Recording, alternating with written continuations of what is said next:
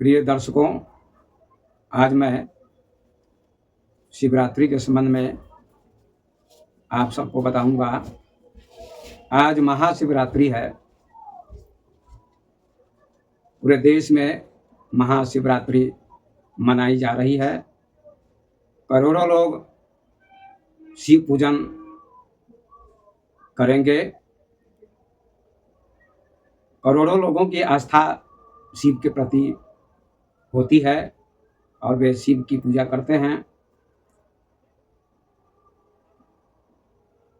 सभी देवताओं को देवता कहा जाता है और शिव को महादेव कहा जाता है। और मैं आज आप लोगों को एक अनूठी बात बताना चाहता हूं कि शिव पूजन के दो पक्ष हैं, एक व्यवहारिक और एक आध्यात्मिक।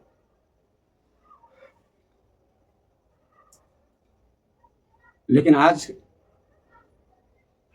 जो प्रसंग है वह है शिव विध्वंस के देवता हैं और शिव पूजन के दो पक्ष हैं। इन दो पक्षों को मैं बताने का प्रयास करता हूं।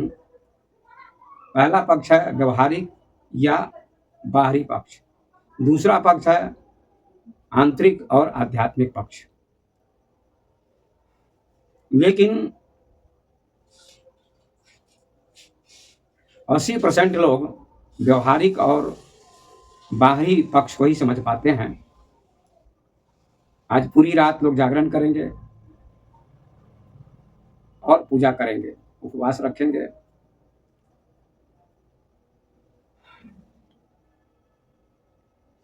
और शिव पूजा के नाम पर न जाने क्या क्या देश में चलता है। शिव पूजा के नाम पर लोगों ने शिव पूजा को विकृत कर दिया है। शिव पूजा का सही अर्थ लोग नहीं समझ पाते हैं। पूजा तो करते हैं, श्रद्धा लोगों की है, लेकिन सही मायने में व्यवहारिक पक्ष में ही लोग अटके रह जाते हैं। आंतरिक जो पूजा का पक्ष है, पूजा का रूप है, उस आंतरिक पूजा के रूप को लोग समझ नहीं पाते हैं। बाहरी या व्यवहारिक पूजा के रूप को ही समझते हैं। तो शिवलिंग के ऊपर जल चढ़ाते हैं, धतूरा चढ़ाते हैं, बेलपत्र चढ़ाते हैं और न जाने लोग क्या क्या करते हैं। और बहुत सारे लोग शिव जी के नाम पर गलत चीजों का सेवन भी करते हैं। बड़े बड़े लोग, साधु संत भी शिव के भक्त कहलाने वाले लोग गांजा पीते हैं, भांग पीते हैं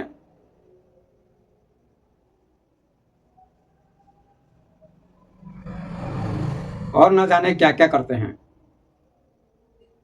और वे लोग तर्क देते हैं कि शिव जी का जो रूप दिखाई पड़ता है, मस्त रहते हैं, धूत रहते हैं। इसका कारण है कि वे भांग पीते हैं, गांजा पीते हैं और मस्ती में रहते हैं। तो हम लोगों को भी गांजा पीना चाहिए, भांग पीनी चाहिए और मस्ती में रहना चाहिए। ये उनका तर्क है। और जिनके पीछे लाखों लोग चलते हैं, लाखों लोग मानते हैं। आज के प्रसिद्ध बाबा भी शिव भक्त कहे जाने वाले गांजा भांग का सेवन करते हैं। ये कितना दुर्भाग्यपूर्ण विषय है। शिव का जो बाहरी रूप है, व्यवहारिक रूप है, उसी में लोग उलझे हुए हैं। लाखों करोड़ों लोग उलझे हुए हैं।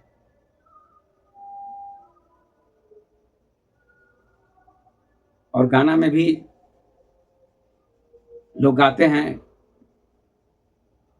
कि शिव जी की पत्नी पार्वती जी शिव जी कहते पार्वती से कि थोड़ा भांग पीस के दे दो। पार्वती जी कहती हमसे भांग पीसा नहीं जाएगा, मैं नहीं दे सकती। क्या क्या लोगों ने मन की कल्पना की है, काल्पनिक बातें जोड़ी हैं। शिव को गंगेड़ी भी सिद्ध कर दिया लोगों ने।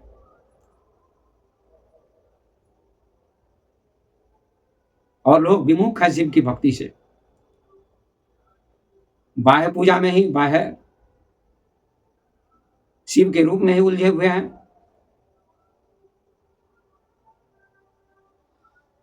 ये बहुत बड़ी विडंबना है। और जो लोग महात्मा होकर, साधु होकर भांग का सेवन करते हैं, गांजा का सेवन करते हैं और कहते हैं हम शिव के भक्त हैं, ऐसे लोगों को लोग ज्यादा मानते हैं। युवक भी ज्यादा मानते हैं, पढ़े लिखे लोग भी मानते हैं। कहते हैं तो सब चलेगा, शिव के नाम पर सब चलेगा।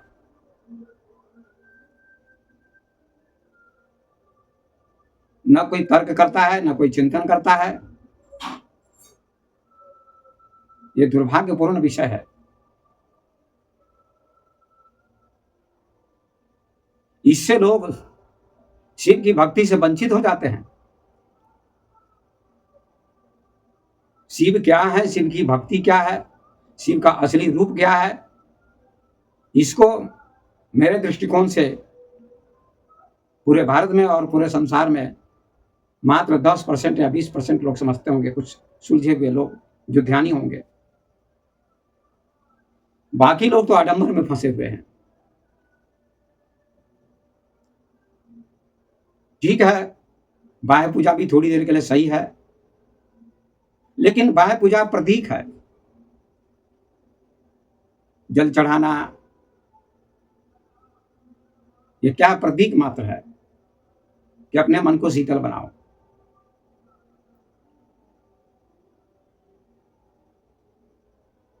शिव जी को जल अर्पण किया जाता है, जलढरी होती है, इसका मतलब क्या लोग समझते ही नहीं। इसका मतलब है कि अपने मन को शीतल बनाओ, ठंडा बनाओ। तो मन आपका ठंडा कैसे होगा, शीतल कैसे होगा, शांत कैसे होगा? केवल बाह्य पूजा से मन शांत नहीं हो सकता है। थोड़ी देर के लिए शांति मिलती है, फिर मन वैसा ही हो जाएगा आपका। तो बेल पत्र चढ़ाना, धतूरा चढ़ाना, जल अर्पण करना, ये बाह्य पूजा है। और बाह्य पूजा शिव जी का असली रूप नहीं है, शिव जी का असली पूजन नहीं है। अब आइए, जो आध्यात्मिक शिव जी का रूप है या आध्यात्मिक पूजन है, उसको समझने का प्रयास करें। शिव जी विध्वंस के देवता हैं। हमारे शास्त्रों में 3 देवता बताए गए हैं, ब्रह्मा, विष्णु और महेश। ये सनातन धर्म की खोज है। ब्रह्मा सर्जक कहलाते हैं, विष्णु पालक कहलाते हैं, शिव संहारकर्ता कहलाते हैं।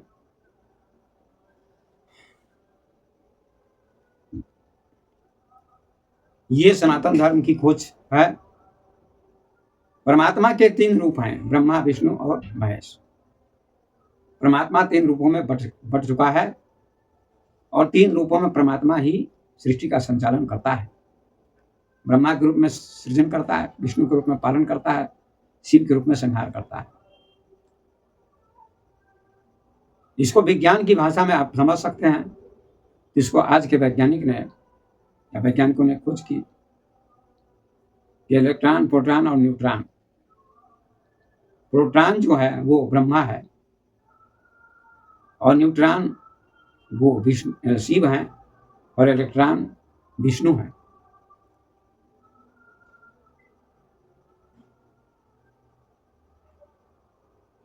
ऐसी तुलना की गई है और ये सत्य भी है। तो शिव विध्वंसक हैं। संसार का सृजन हो रहा है, संसार का पालन हो रहा है और संसार का संहार भी होता रहता है। संहार का मतलब है कि संसार समाप्त हो जाता है। जो मृत्यु की घटना संसार में घट रही है, ये शिव का काम है। मतलब शिव एक ऊर्जा है, शक्ति, एनर्जी है। जिसके द्वारा मृत्यु घटित होती है। ब्रह्मा एक ऊर्जा है, प्रोटॉन है, जिसके द्वारा सर्जन होता है, सृजन होता है। इलेक्ट्रॉन विष्णु है, जिसके द्वारा पालन होता है। वो भी एक ऊर्जा है जिसके द्वारा पालन होता है। तो शिव किस चीज का संहार करते हैं, विध्वंस करते हैं, शिव मिटाते हैं।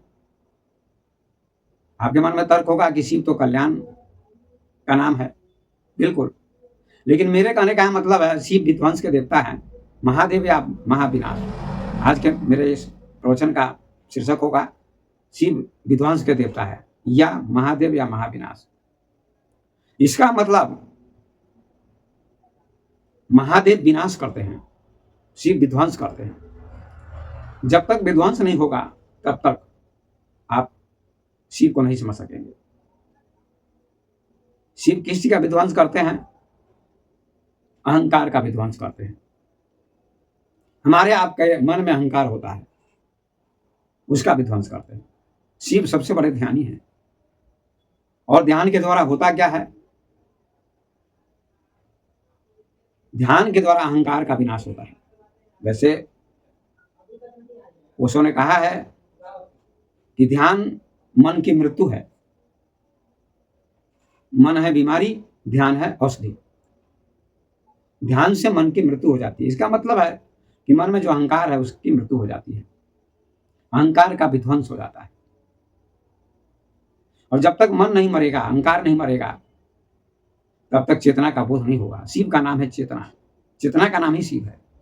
इसलिए शंकराचार्य ने कहा चिदानंद रूप शिवोहम शिवोहम।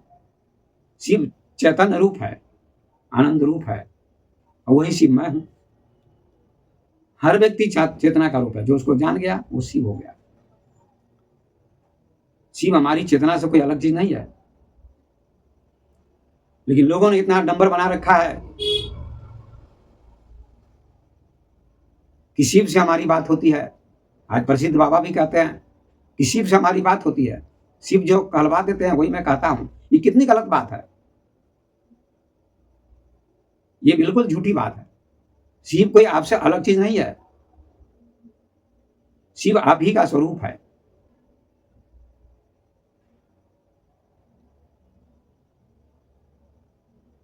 तो आप शिव के प्रतीकों में देखेंगे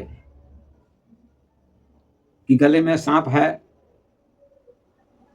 कमर में मृग चर्म लपेटे हुए हैं, बहुत सारे प्रतीक हैं। इन प्रतीकों का क्या अर्थ है?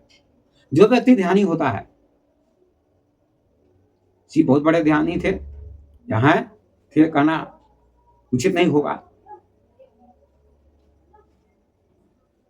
शिव बहुत बड़े ध्यानी कहलाते हैं,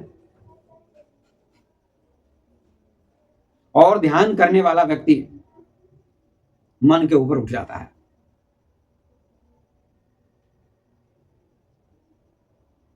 तो मृग चर्म क्या है? शिव की कमर में मृग चर्म लपेटा हुआ है।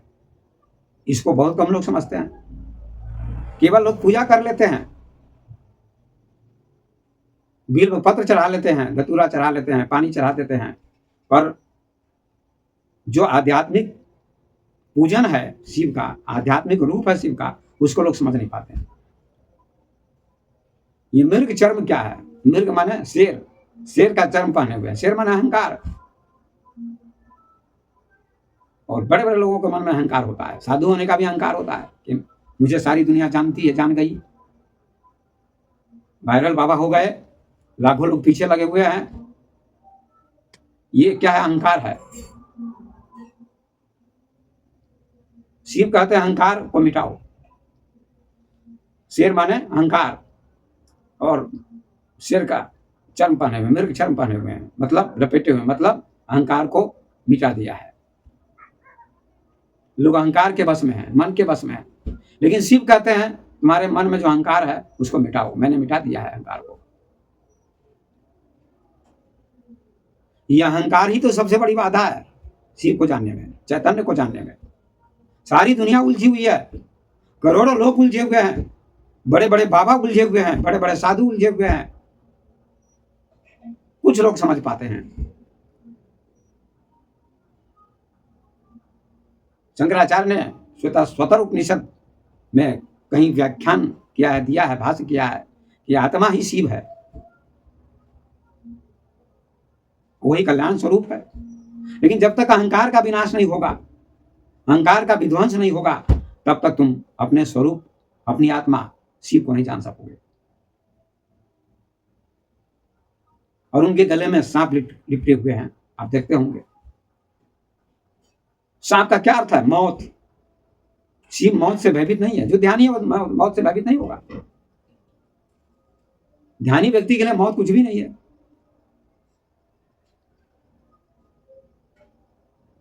ध्यानी व्यक्ति मौत से घबराता नहीं, जैसे मीरा नहीं घबराती थी। ध्यानी, मीरा तो ध्यानी नहीं थी, भक्त थी, फिर भी उसको भी मौत का भय नहीं था।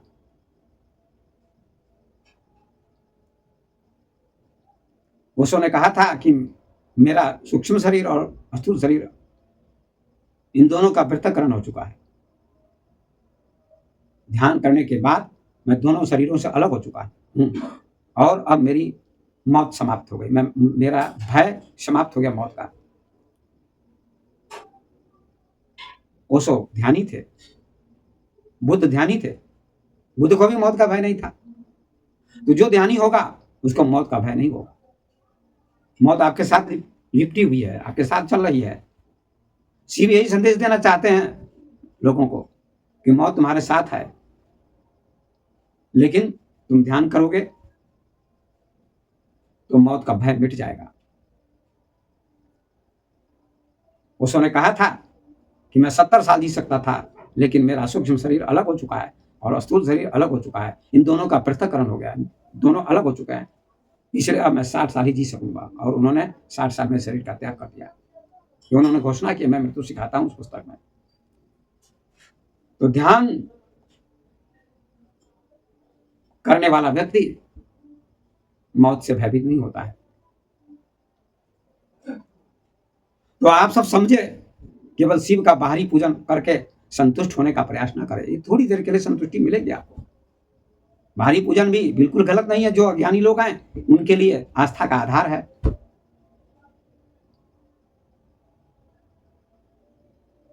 लेकिन जीवन भर बाह्य पूजा में ही लगे रहना, ये अज्ञानता है, मूर्खता है।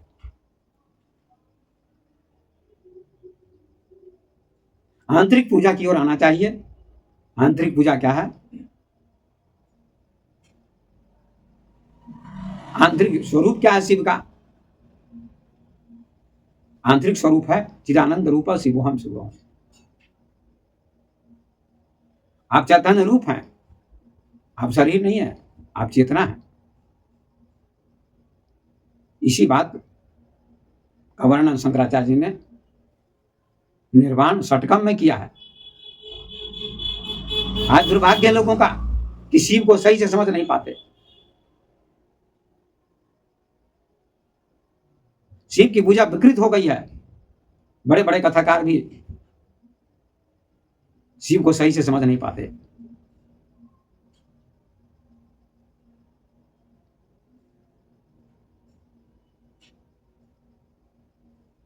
शिव के माथे पर चंद्रमा है, इसका मतलब क्या है? आपका मन शीतल हो जाए, शांत हो जाए, शीतलता का प्रतीक है। जब व्यक्ति ध्यान करेगा उसका मन शीतल हो जाएगा, शांत हो जाएगा। बुद्ध का मन शांत हो गया क्योंकि बुद्ध ध्यानी थे। ओशो का मन शांत था क्योंकि ओशो ध्यानी थे। महावीर का मन शांत था क्योंकि महावीर भी ध्यानी थे। जो भी दुनिया में ध्यानी हुए उनका मन शीतल हो गया।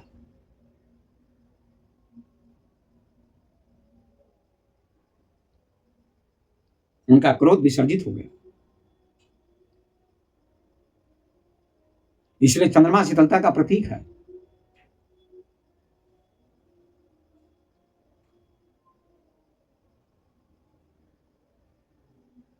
उनके हाथ में डमरू है। डमरू का अर्थ होता है, डमरू बजाकर समझाना चाहते हैं कि मेरे हाथ में त्रिशूल भी। त्रिशूल का अर्थ होता है तीन शूल, तीन कष्ट, तीन दुख, दैविक, दैहिक, भौतिक। ये तीन दुख होते हैं। जब व्यक्ति आत्मा के राज्य में प्रवेश कर जाता है तो वहां ये तीन दुख नहीं सताते हैं। इसलिए तुलसीदास ने भी लिखा है, दैविक दैहिक भौतिक तापा, राम राज काहू नहीं व्यापा। राम माने आत्मा, परमात्मा के राज्य में ये तीन ताप नहीं प्रवेश करते हैं। तो त्रिशूल उनके हाथ में है, डमरू उनके हाथ में। डमरू का मतलब वो समझा रहे लोगों को, महापुरुष बोल बोल के समझाते हैं, शिव जी बोल बोल के समझा रहे हैं। बोलने का मतलब है डमरू बजाना।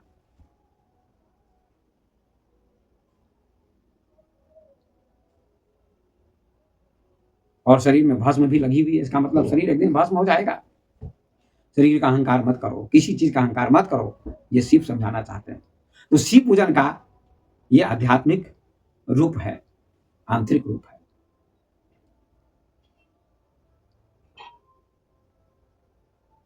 कि तुम्हारे साथ में मौत लिपटी हुई है, मौत है। ध्यान करने वाला व्यक्ति मौत से मुक्त हो जाता है, मौत के भय से मुक्त हो जाता है, अहंकार को जीत लेता है, क्योंकि अहंकार ही तो बाधा है। शिव को जानने में अहंकार सबसे बड़ी बाधा है। और अहंकार केवल सांसारिक लोगों को ही नहीं होता है, बड़े बड़े साधुओं को होता है, बड़े बड़े बाबाओं को होता है, जिनको लाखों लोग मानते हैं। बड़े बड़े लोगों को होता है, केवल ध्यानी को अहंकार नहीं होता है।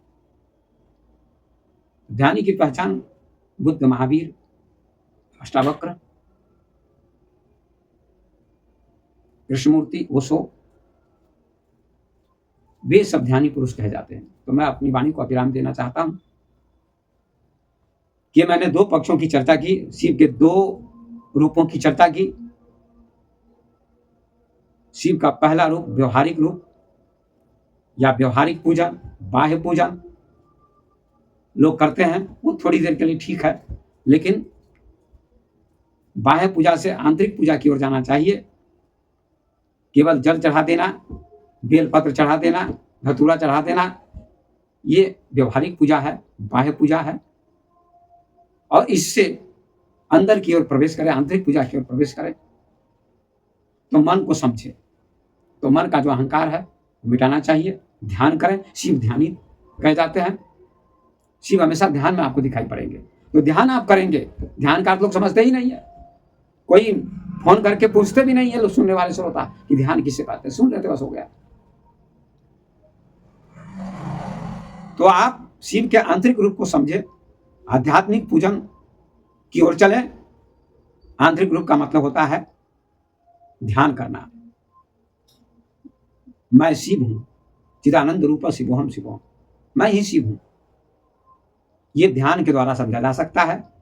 जब तक आप ध्यान नहीं करेंगे तब तक शिव के आध्यात्मिक रूप को समझ नहीं सकेंगे, आध्यात्मिक पूजा को समझ नहीं सकेंगे। आध्यात्मिक पूजा का अर्थ होता है मन के ऊपर उठना। तो ये ध्यान के द्वारा ही संभव हो सकता है। तो अब अपनी वाणी को मैं विराम देना चाहता हूं। महाशिवरात्रि के अवसर पर मैंने भगवान शिव के संबंध में चर्चा की, दो पक्षों की चर्चा की, शिव के दो रूपों की चर्चा की। इन्हीं शब्दों को कहते हुए अपनी वाणी को मैं विराम देता हूं। अगर आपको वीडियो पसंद आए तो आप लाइक करें, सब्सक्राइब करें। धन्यवाद।